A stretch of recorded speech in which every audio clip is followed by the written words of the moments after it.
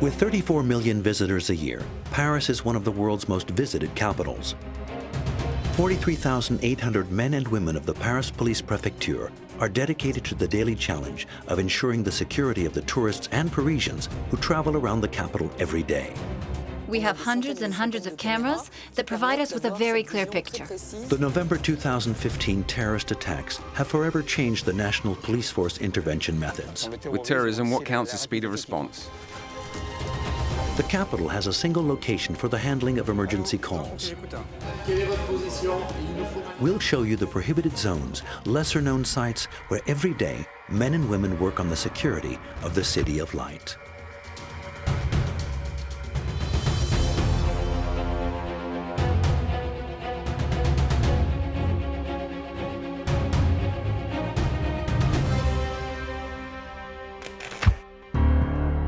Paris has 2.2 million inhabitants and is one of the world's most visited capitals. Paris is also a leading contributor to the worlds of fashion, luxury, and finance. With increasing numbers of visitors, the density of its transport networks makes it a focal point for national and international travel. The capital has relief and security forces that are operational 24 hours a day and 7 days a week, whatever the risk. It's a challenge to avert the threats that menace the world's largest capitals. Security issues, in the broadest sense of the term, day-to-day security, prevention, the fight against terrorist risks, the protection of our great institutions, the management of large events in public spaces. Let's not forget relief organization, and all that on the scale of inner-city Paris, on the scale of Paris from its immediate vicinity with almost 7 million inhabitants, and for me as zone prefect, also on the scale of the Île-de-France region. To ensure the safety of the public, the Paris Police Prefecture has several control rooms. Operating by day as by night, the DSPAP control room keeps a constant watch on Paris and the departments under its responsibility. In particular, it coordinates the actions of each police station. This is the nerve center of the police prefecture. Any decisions concerning public security are made in this room via the prefect, the cabinet of the prefect of police, and our director.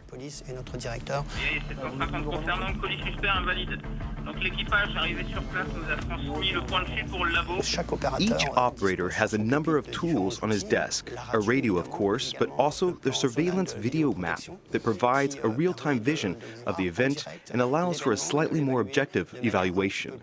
The point of this room is to coordinate manpower and ensure that all specialized services, whether it's the research and intervention squad, the laboratory, or any other means needing to be engaged at the request of the director and the prefect of police, are implemented in this room.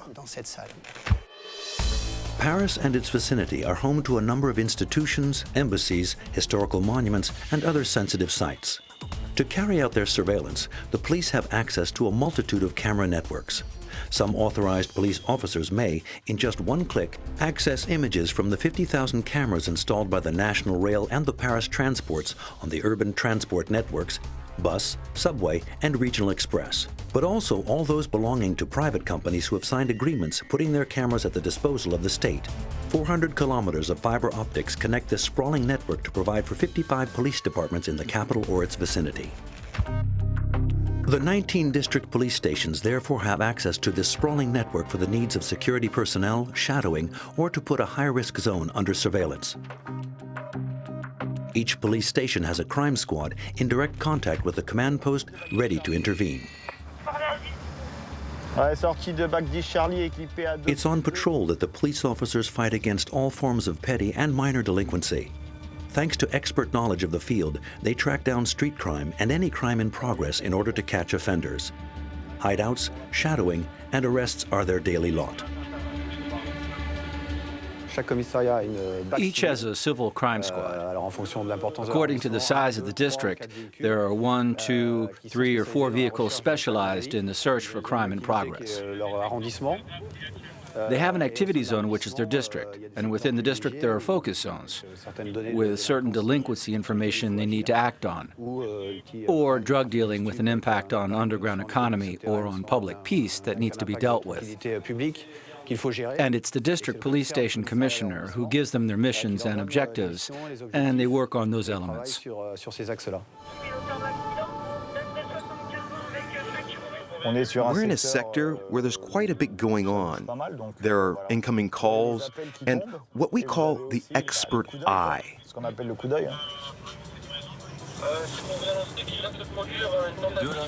Hold on, we'll take a look. They're coming back up. Look.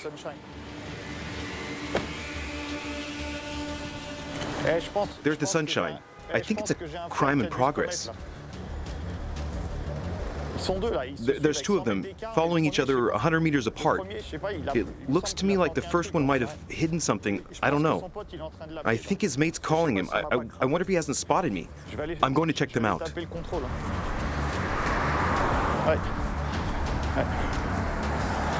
Come and see. Come here a minute. Stand there. You've got nothing dangerous. No ID on you? No ID. That's strange. Whose is this? Where's it from? It's been ripped off. Lionel, we've got a positive. Where's that from? Yeah, that's it. I'm telling you.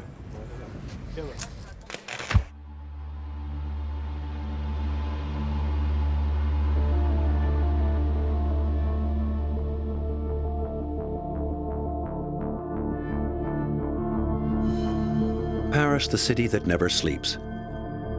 When night falls, a whole new population takes to the streets. It's a turbulent time when anything can happen. La Défense, Europe's largest economic hub, with over 3,000 companies and 180,000 people working there daily, is under close surveillance, like the risky districts where delinquency is commonplace.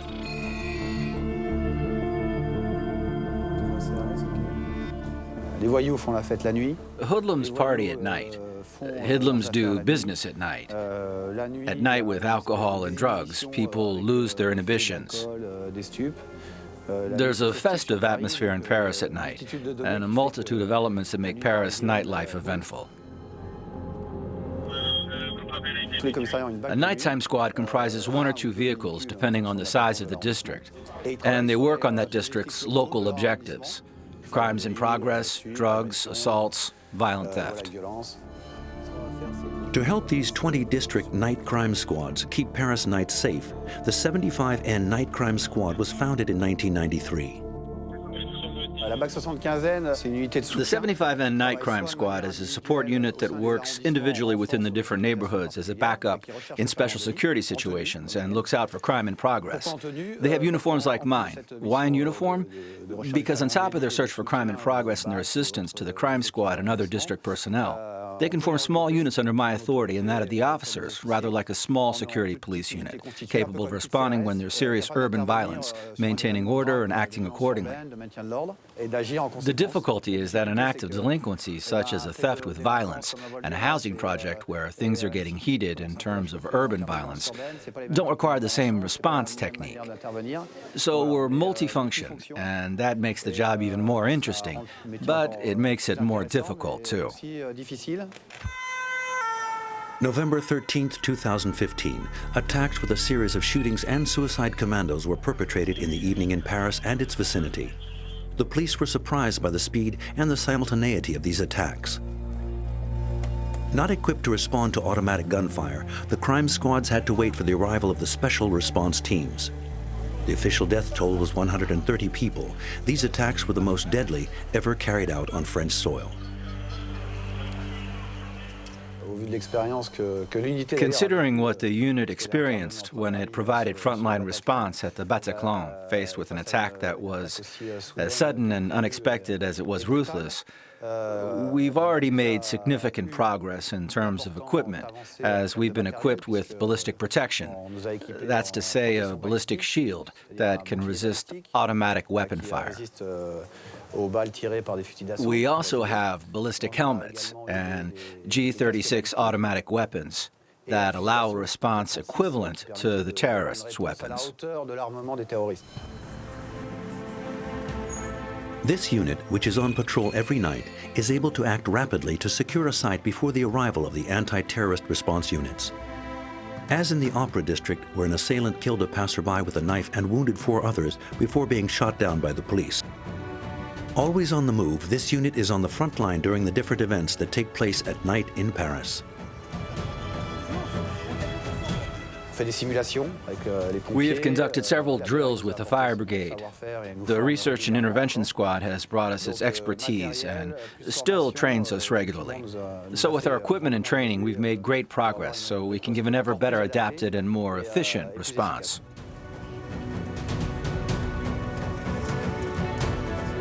The night crime squads are now equipped and prepared for the major risk of being the frontline response. Their mobility and their ability to regroup allows them to freeze the situation until the arrival of specialized units such as the Research and Intervention Squad or the RAID. Paris suburbs. Paris Police Prefecture intervention units have gathered. A joint exercise is being prepared. The Anti-Commando Squad, the Security and Intervention Squad, the Fire Brigade, and Rescue Services are on alert, under the command of the Research and Intervention Squad. A kamikaze has taken hostages in a bus. We have a hostage situation, and the extra added difficulty is what we call an NRBC dimension, meaning it's an attack involving chemical products. The security units intervene first to assist the victims and secure the surrounding areas. We know this is a possible risk. We've seen it before with the sarin attacks in Japan, for example. So we're preparing for this type of attack.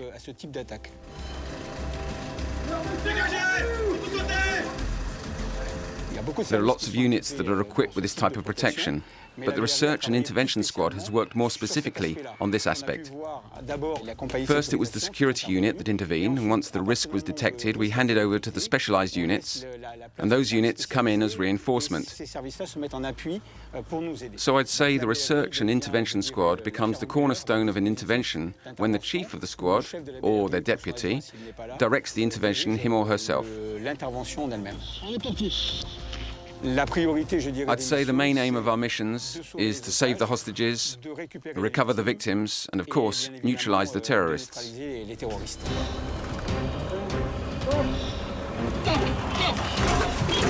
It's the Research and Intervention Squad's turn to intervene now, with its different technical groups which use specific weapons and means such as a robot on wheels equipped with a camera. We have a technical group that works on what we call R&D, research and development, and we aim to have the most advanced equipment possible. The point of the game is to be able to provide significant support to the groups carrying out an intervention.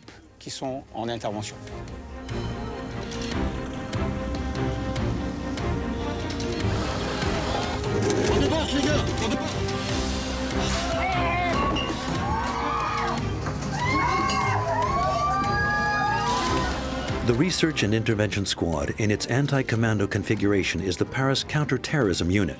As such, its personnel undergoes regular training in situation-specific interventions, calling on a particularly high level of skills both from an operation and technical point of view with the use of drones and special weapons.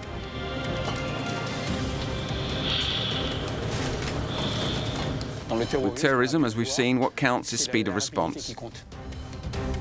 The Research and Intervention Squad is the only police unit that combines interventions in crisis situations with criminal police missions, surveillance, identification, and mobile surveillance. Located on the Ile de la Cité in the heart of Paris, at the mythical 36 Quai des Orfèvres, the Research and Intervention Squad, which is better known as the Anti-Gang Brigade, is one of the Paris Judicial Police Division's main brigades. A frontrunner, over the course of the affairs it has dealt with, it has forged itself a reputation for skills and expertise that inspired the creation of the RAID's Elite Intervention Squad in 1985. Still today, it continues to combine the fight against organized crime and interventions in crisis situations. The origins of this squad date from 1964, and it was founded on the initiative of one of our predecessors, François Lemoyle, who decided to upturn the way we look at crime, particularly robbery. Previously, we'd wait until a robbery had taken place and then investigate to find out who had organized the robbery, arrest them, bring them before a magistrate. He had the bright idea of tailing them and catching them in the act. Since its creation, the Research and Intervention Squad has played a distinguished role in the fight against organized crime, in hostage release, and in interventions during terrorist attacks. The squad has dealt with a good number of well-known cases, including the release of the banker Mallet, the kidnapping of Baron Impin, the neutralization of Mesrine. It's a squad whose roots are in criminal affairs, so part of our work today, half of it even, is mobile and fixed surveillance in order to catch criminals in the act.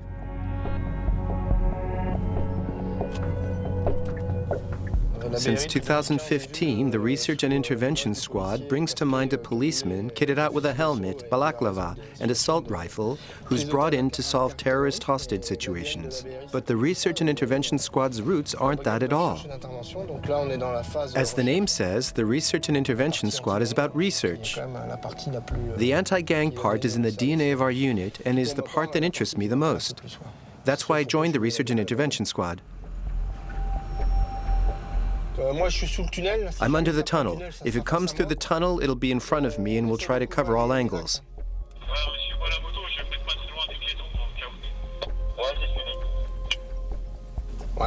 For the moment, we're waiting. Things could be triggered in 30 seconds, and we could also still be here when the mall closes. We don't have separate intelligence, mobile, or fixed surveillance teams, or interventions teams. All that is transversal. That means we have search and intervention groups, as our names say, who spend their time researching for information, searching for criminals, carrying out surveillance, and acting within the framework of legal proceedings for crime in progress, meaning just before or just after an offense or intervention. The target's just in front of me at the Beaugrenelle entrance. He's level with the red tent. I got a glimpse of him. I'll reconfirm because there's a bus about to pull off. I'll confirm. So we're lucky. I got a glimpse of him. Sometimes we have... That's the other thing. It's accepting getting a glimpse of things and not quite seeing them. That's right. That's right, I can see him.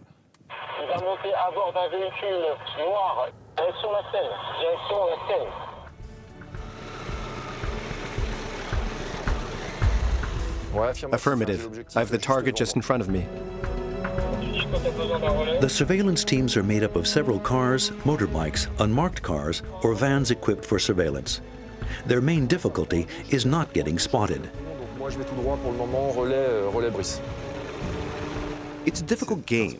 We lose out a lot. On average, 9 out of 10 cases come to nothing because it's difficult. The criminals have to see their project through to the end. You've got to be careful not to get spotted. You don't want to get snitched on. There's a whole load of restrictions that means it's not that simple and that, on average, only 1 case out of 10 gives a result. That's the legal aspect.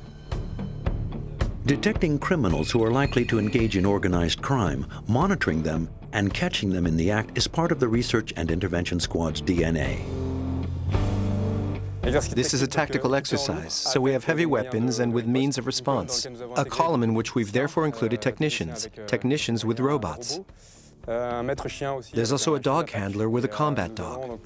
And we'll do exercises with fanatics, hidden assailants, and with hostage situations, so that we can perfect our progression techniques.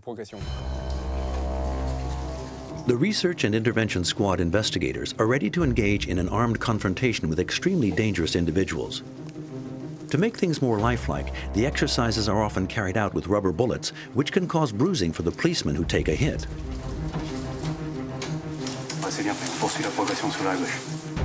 The use of a robot on wheels equipped with a camera as a scout is efficient for the intervention forces when they're in a confined space. The high-resolution camera transmits live images to the intervention team. This saves a lot of time, thus increasing the safety of the police officers by allowing them to identify any hazards before moving into a risky zone, such as a staircase or the entry to a new room.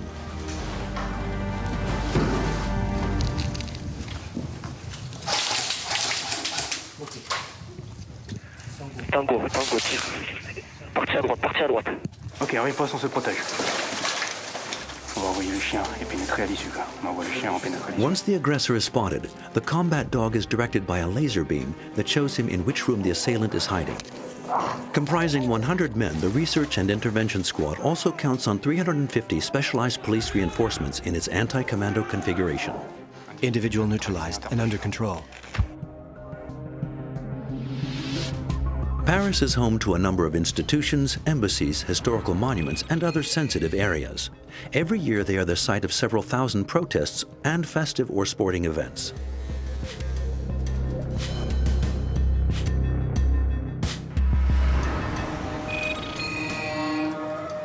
We head to the second basement of the police prefecture. We shall show you one of the Public Order and Traffic Division's ultra-secure sites. It is from this control room that the capital's exceptional events are monitored. A multitude of screens linked to the prefecture's cameras, but also to Paris transports or national rails, allow for the coordination of different units patrolling the streets.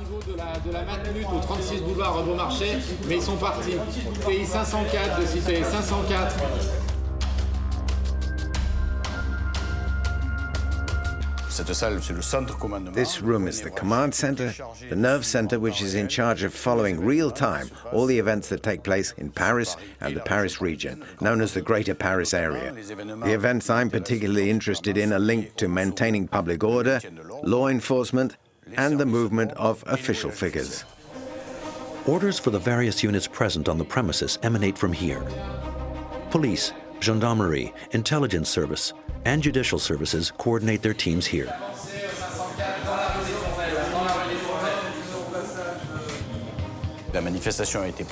We prepared the event in advance. The same person who did the preparation at HQ will manage it on the ground. He's in charge of all the police commissioners and all the units available.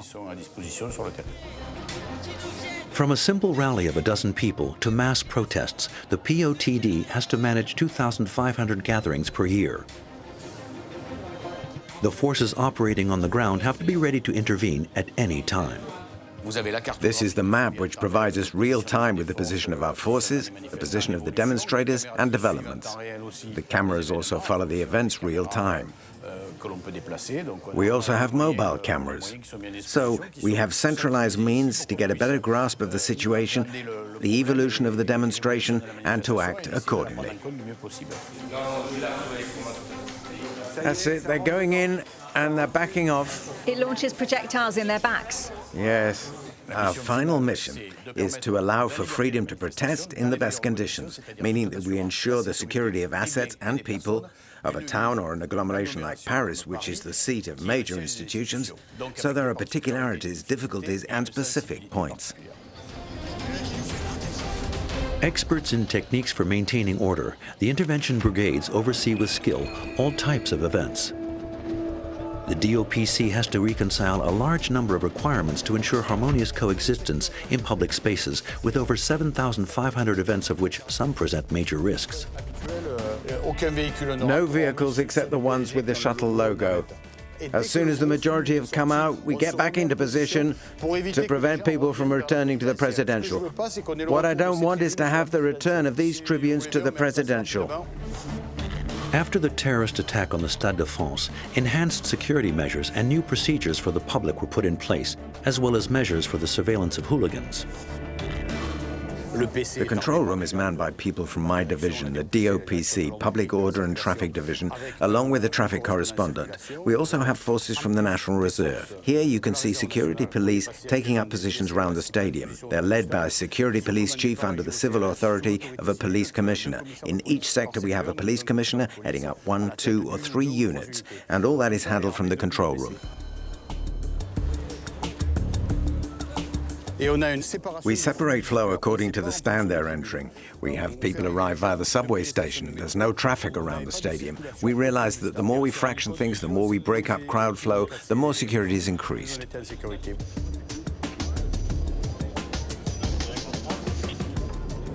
The area just behind you is the VIP arrival zone and the place where the players' buses come in, so it's a very sensitive zone and even more highly controlled.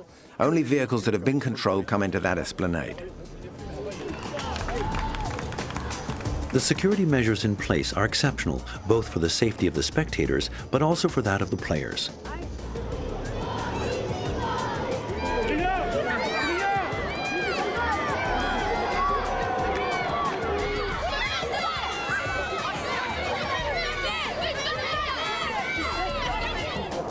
Snipers located on the roofs and terraces, invisible to the general public, complete the security measures.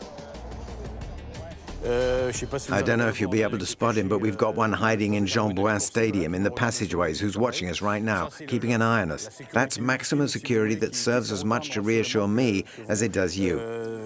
In case of a major event, we have relatively substantial security measures that come practically from the subway stations and get heavier, focusing around the stadium.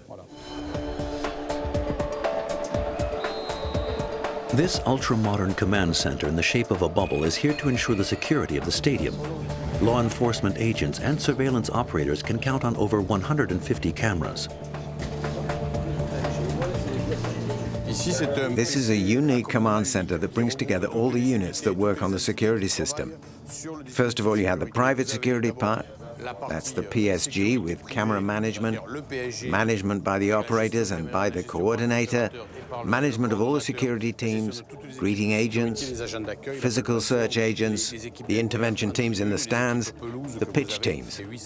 That's 800 security agents for one match on average for a pretty normal match, which is quite sizable. That's dealt with from here. On the other side, you've got the police part with all the police participants, the Republican Guard that does horseback patrols, the security police correspondent who ensures coordination between units at our disposal, the camera operator, the command center supervisor, the circulation correspondent. Over there is the deputy public prosecutor who's present at each match. There's the legal workforce in charge of the judicial treatment of anything that can happen in the stadium, including eventual stadium bans. Each operator has a clearly defined role, and we ensure the management of the exterior cameras and the management of the interior cameras is dealt with by the PSG. So this is a perfect example of operational control of the overlap between the private partner and public authorities. Our mission combines general security, anti-terror attack security, and comprehensive security measures. After each match, you also have conventional work on football match security, which comprises dealing with hooligans, ultras, and sometimes unruly spectators. On essaie de prévoir et d'adapter le dispositif au mieux, en essayant de faire un dispositif calqué au plus juste pour économiser les forces de police aussi, pour ne pas mettre trop de personnel sur les événements. This surveillance means that PSG supporters have been allowed back into the stadium and that excessive behavior has been stabilized.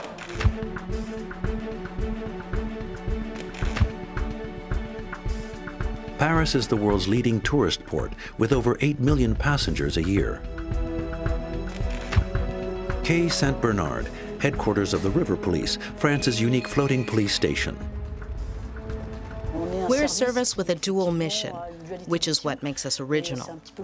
We have a rescue mission that we carry out in liaison with the fire brigade.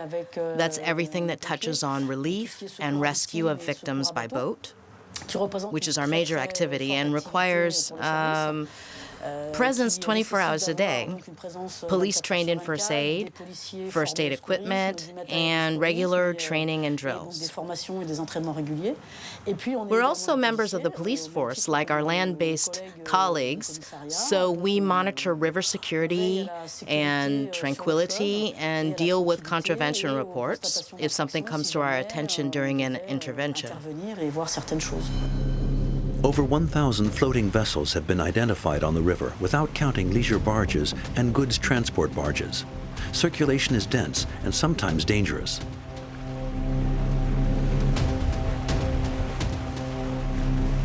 The main danger is when there's a lot of water traffic. There are lots of boats whose paths cross and which could potentially collide with each other or the bridge structures. The second danger is engine damage to vessels. Sometimes they approach the bridges very quickly and aren't able to pass or manage the passage, and they touch the bridge structure. Over the years, these sentinels have acquired intimate knowledge of the river and its inhabitants. In the capital, over 400 barges have to be monitored. This branch isn't open to navigation. There are lots of houseboats that attract burglars, as do any homes. So we constantly monitor those houseboats, and in particular on this branch. As As with every night, the River Police Response Team is on patrol. Traffic on the river is light. Their patrol includes controlling the quays. A call informs them. Pont de Bercy, a man has fallen into the water. The man has managed to make it over to the riverbank, stuck against the quayside wall, soaked to the skin. He is exhausted.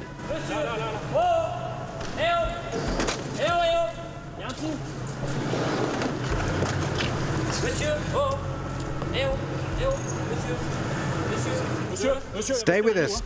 Stay with us. Can you push him? 1, 2, 3. Push. Sit down there.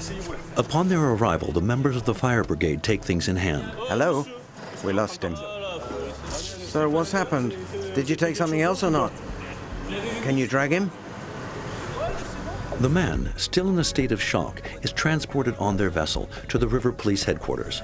The fire brigade provides him with medical assistance and accompanies him to the nearest hospital.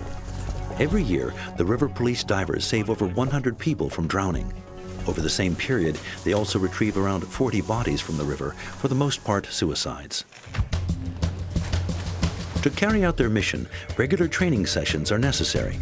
Visibility in the Seine is only a few centimeters in certain places.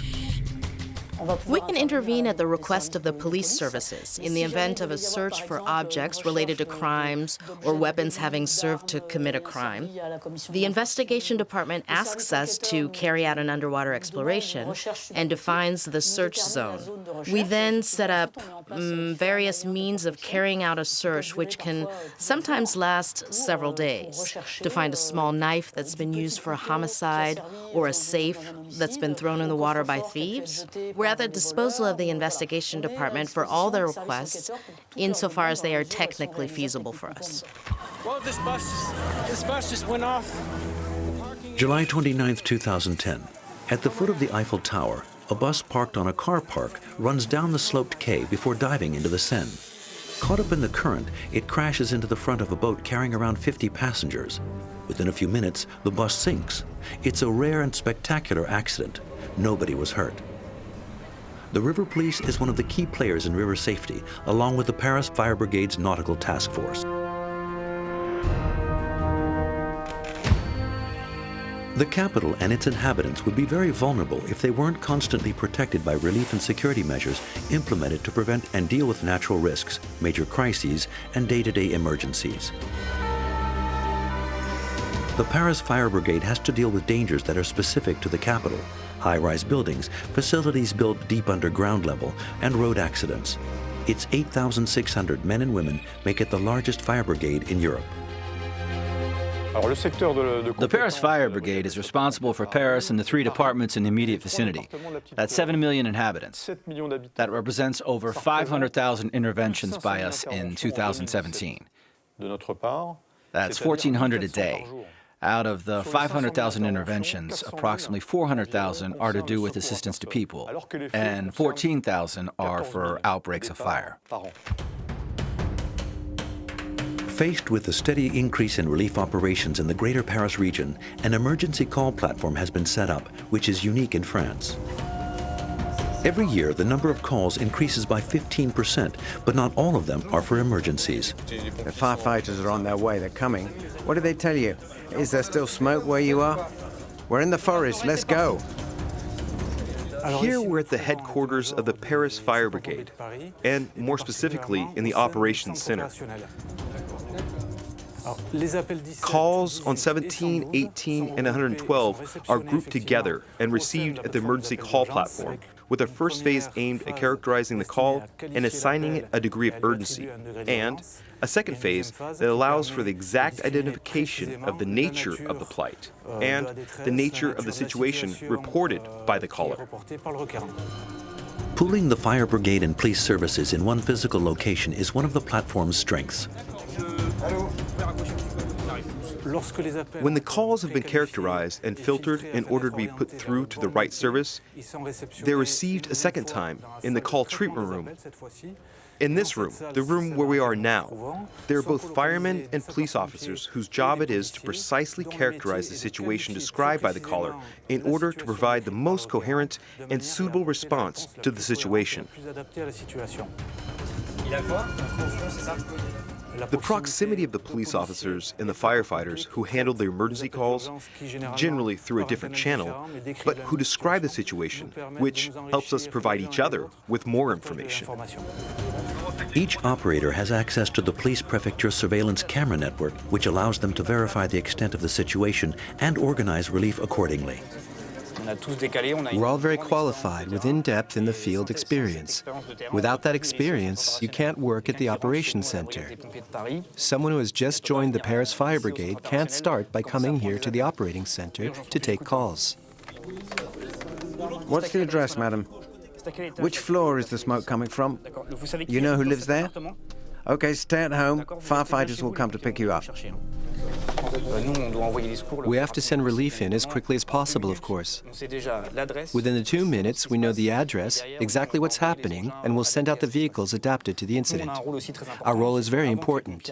Before the firefighters arrive with their trucks, we're often there to deal with first aid without anyone being on site. That's the difficulty. When there's a fire, our callers often tend to want to jump out of the window because they're afraid of dying, or exit via the stairwell. That's exactly the mistake people shouldn't make, because most of the deaths we come across during fire interventions are because people left their homes, came out into the stairwell, and inhaled a lot of smoke. That's the difficulty. It's really taking into account the intervention itself, sending in relief rapidly, but also making sure people are as safe as possible, whether there's a fire or a road accident. We also carry out heart massages by telephone. You have to understand that for 1 minute, if the heart isn't beating, if there's no heart message in case of cardiac arrest, you have 10% less chance of surviving. Okay, she's still breathing? Is the girl convulsing? Okay, does she open her eyes? Hold the line, I'll talk to the doctor. Stay on line, please, don't hang up. Oui, docteur, c'est le 18 au téléphone. Voilà, c'est une petite fille de 3 ans qui a fait des convulsions. Elle a eu de la fièvre ce matin qui était non mesurée. The Paris Fire Brigade has the specific characteristic of having its own medical coordination service. This is unique in France. We're the only fire brigade to have its own medical coordination service. The presence of these doctors allows us to help the operators, help the callers, to carry out first aid in the most serious situations. We're the behind-the-scenes firefighters. We're here to increase people's chances of survival.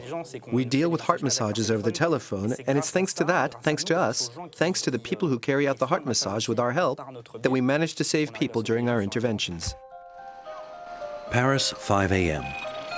On one of the capital's major thoroughfares, a Haussmannian building is in flames. Over 200 firefighters have been dispatched from all the fire stations. Their priority is dealing with the evacuation of the residents before dealing with the fire. Thanks to their rapid response, only 7 people have minor injuries. 2 days later, the Paris Forensic Central Laboratory fire specialists set to work. Dispatched by the judicial police officer in charge of the inquiry, they have to determine whether the fire was an accident or arson. The investigators' main objective is to hear from the firefighters present at the incident, try to find out where the fire started, and ascertain whether flammable products were used to start it. In the event of a fire, we have a duty team called the General Duty Team, which can be called in either by the police or the fire brigade, depending on the circumstances, to participate in the investigation of the fire, and in particular, to determine the causes of the fire and find out whether it's accident or arson. If it's arson, we help the police forces in respect of the first direction in which to take their inquiry. The Paris Police Prefecture Central Laboratory is unique in France. Chemists, engineers, and computer scientists work on the capital's criminal investigations. Samples collected arrive at the Fire Expertise Laboratory. The hunt for flammable products begins. They could provide the proof of what might have been a fatal act. In the ashes, even after the fire, and the fire brigade's intervention, we still managed to find minute quantities of products that can make a case for arson. Founded in 1878 in Paris, the laboratory brings together 200 experts in 3 areas of intervention: fire, explosives, and chemicals. Chemical risks come in many forms, and we're organized to be able to respond to them in the broadest possible way. We have a two-step intervention technique. First, we have a laboratory truck that can be sent on site to carry out analysis in the field.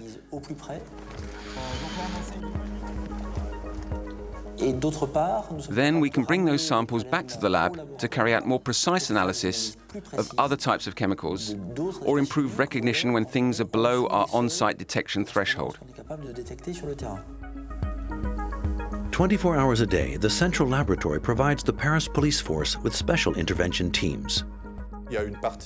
There's a section of the laboratory that intervenes particularly when premises are searched. If we want to identify a clandestine laboratory or synthesis of specific explosives.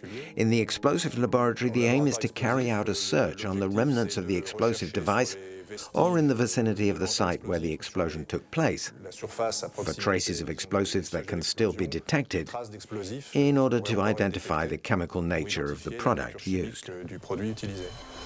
When a suspicious package is found, a team from the central laboratory is sent on site. The bomb disposal team has to be able to intervene within 15 minutes on the site of the operation, regardless of traffic conditions. The on-site teams have secured the site. A suspicious gas canister has been found on a pavement. That's the way things work in Paris. So whatever happens, the bomb disposal team has to intervene to remove any doubt as regards the canister and then have it removed. Faced with a terrorist threat, the bomb disposal team is called in more and more often to deal with defusing or destroying any device likely to explode. Paris, as both region and capital, faces strong bomb disposal challenges. We carry out around 2,500 interventions per year on packages, vehicles, and suspicious objects. 2,500 interventions a year, that's around 7 a day.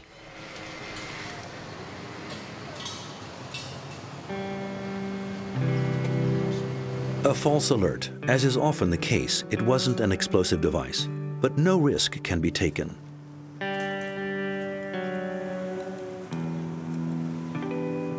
The extremely high level of threat we've been under since 2015 has led to two major developments. We've improved our methods in order to deal with increased risk, and our protection and disposal methods for suspicious devices, or even more than just suspicious, devices that are proven to be explosive.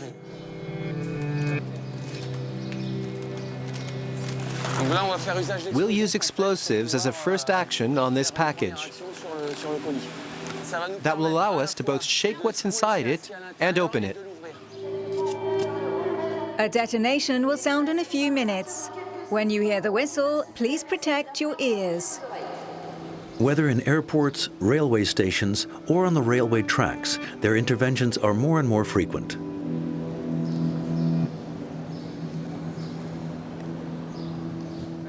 Your attention, please. The D-miners are now working. A detonation will sound. Please protect your ears. Les comptes à 3, 2, 1.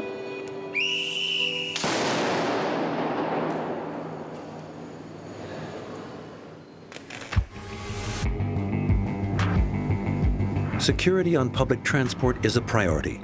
The Île-de-France alone accounts for 60% of criminal offenses on public transports in France.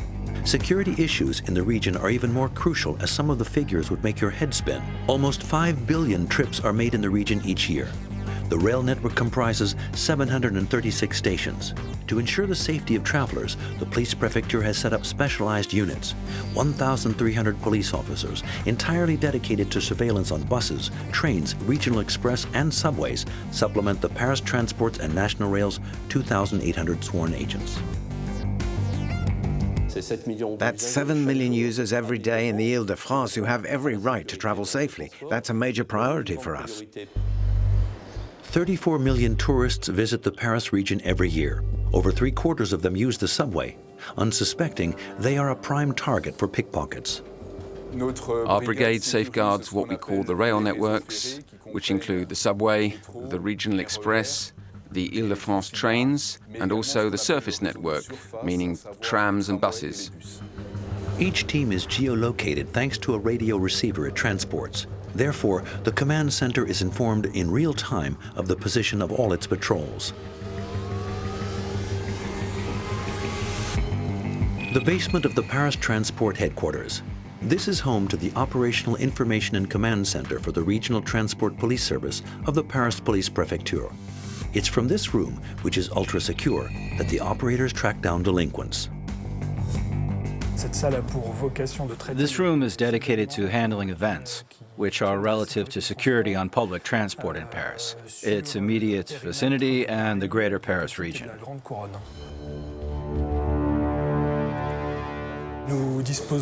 In this room, we have several different technologies, mainly video, which combine both flux provided by the police prefecture to ensure security within the capital, but also flux provided by our partners' cameras. Our two main partners are the transporters, Paris Transports and National Rail.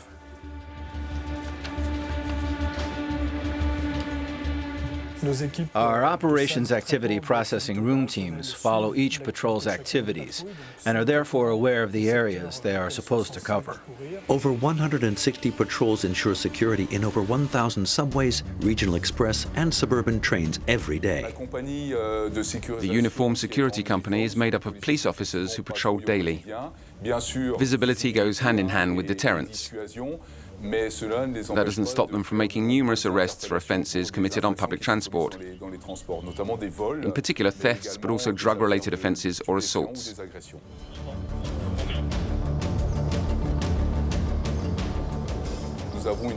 We have a brigade of plainclothes police officers called the Blast, Transport Security Breach Brigade. They're in charge of dealing with pickpocketing, violent theft, and also any sexual assaults committed on the network.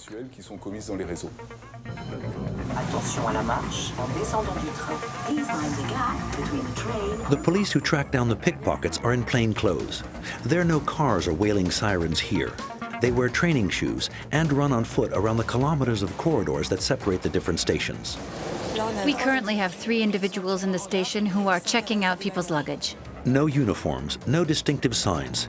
These men and women are aces of mobile surveillance and discretion. They have to blend in with the crowd. The 3 individuals have split up. There's one on the train in coach 18, and the other 2 have gone to the station. That's why we've split into 2 teams.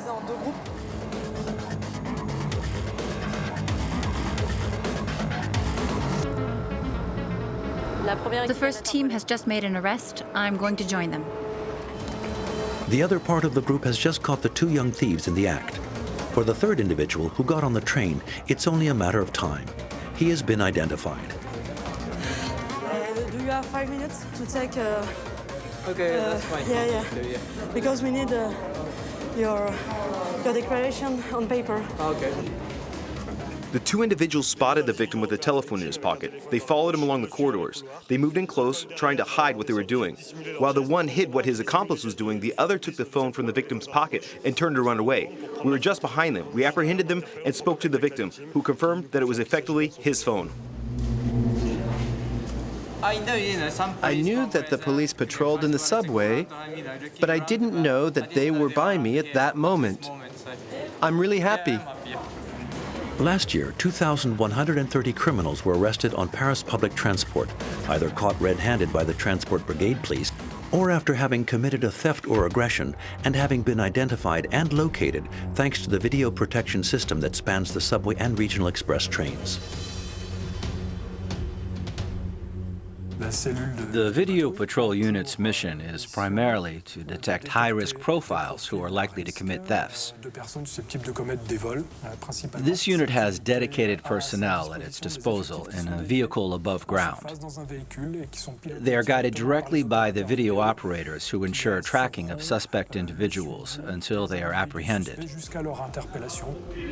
To do that, they need extensive experience of the terrain, knowledge of the transporter's routes, and also great dexterity in the manipulation of the computer tools available to us, so that we can follow an event from start to finish. Public transport, whether underground or on the surface, is a priority in Parisian daily life. Every day, over 4 million motorized journeys are made between Paris and its suburbs, and more than 3 million in the capital. 1.2 million vehicles travel on the 35-kilometer-long ring road every day. Under the cobblestones of the Ile de la Cité, the police prefecture has a unit dedicated to improving traffic flow. It implements daily traffic management plans for Paris. It's one of the most essential missions to maintain a form of entente cordiale between car drivers, cyclists, and pedestrians on the Paris streets. Here you are in the Regional Traffic Information and Command Center. As the name indicates, it's dedicated to regulating traffic flow and also coordinating all the plans, snow plans, flood plans, pollution plans, and any regional incidents. Il y a un kit de 39, il y a le 208 qui va venir à votre niveau pour vous renforcer. We are responsible for Paris and the immediate vicinity, as well as the key arteries of the greater Paris region. That's quite a large area of 1,700 kilometers that we have to take care of with respect to traffic, and that we monitor using our network of area video protection plan cameras. On that basis, we give our instructions to our teams on site. Whenever a problem is detected, a team is dispatched to restore traffic flow. In the event of a major incident, traffic is diverted to leave the roads open for rescue services and the police force. We have hundreds and hundreds of cameras that provide us with this very clear picture.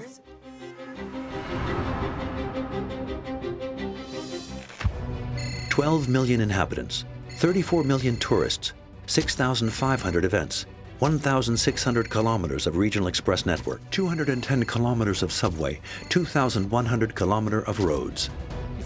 We have to reassure our fellow citizens, reassure the visitors who come to Paris, yet Paris must not become a bunker, which means that we need a balanced approach, an approach where it's essential to remain vigilant without lapsing into hysteria. So that Paris may continue being Paris, and so that each and everyone may safely take advantage of freedom of movement, these men and women constantly keep watch to avert the increasing number and variety of threats facing the world's great capitals.